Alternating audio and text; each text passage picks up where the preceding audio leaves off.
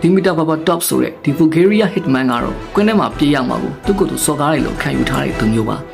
သူ White Hat Lane ကိုရောက်လာတဲ့ပုံစံကအားလိုက်ရဲ့အပြင်ထွက်လာတဲ့ James Bond ဇာတ်ကားတွေက feeling တယောက်လိုပဲဒီလိုနဲ့ကွင်းထဲရောက်ရော Premier League တစ်ခုလုံးကိုသူကြိုက်တယ်လို့မှွေနှောက်ပြတော့တာပဲသူကမပြေးဘူး pressing လည်းမလုပ်ဘူးတဝက်လောက်တော့ပွဲချိန်တွေမှာသူကဘာကုန်မှခီးမဆက်တယ်လို့ပဲဒါပေမဲ့ဘောလုံးကသူ့နားကိုရောက်လာပြီဆိုရင်တော့တကယ့်ကိုရွှန်စရာကောင်းလောက်မိုက်တဲ့လူပညာတွေကိုဖန်တီးပြတော့တာပဲကောင်းကင်အမြင်ကြီးကနေကျလာတဲ့ဘောလုံးကိုခြေပြားလေးနဲ့ညင်အောင်ထိန်းပြတာတွေဂိုးသမားကအသားလေးလှည့်စားပြီးကြိုးသွင်းလိုက်တာတွေပေါ့ဝါဆန်တဲ့ပွဲမှာသူပြခဲ့တဲ့ Eddie Spin က like he was dancing in a fucking ballroom တကယ့်ကိုကခုန်ပြီးလို့ပဲ Premier League ကြီးက TikTok တော့ slow motion ကိုဖြစ်နေရောလူမဘူးကိုတွင်းခဲ့တဲ့ hat trick Old Trafford မှာတွင်းခဲ့တဲ့ Eddie နောက်ပြန်ကန်ချက်တကယ့်ကိုယူကျင်စရာပဲဒီလူကကမ္ဘာအဆင့်ဂိုးတွေကိုတာမလို့ပဲတွင်းခဲ့တာကြည့်လိုက်ရင်တော့သူကကစားကျင်စိတ်မရှိတယ်လို့ပဲဒါပေမဲ့သူ့ရဲ့အုံနောက်ကတခြားသူတွေထက်အလင်းနဲ့ပေါင်းများစွာကြုံနေနေတော့ဂိုးတွေရော assist တွေရောတောင်ပုံရှာပုံရှာခဲ့တာပဲလုံးယူစရာမလိုပဲမှန်ပါနေတာစူးစမ်းအားထုတ်စရာမလိုပဲအဆင့်တန်းမြင့်နေတာချိန်တိုင်းမှာကူးဖြစ်နေတာသူကတော့ဒီမီတာဘာဘာ top ပါ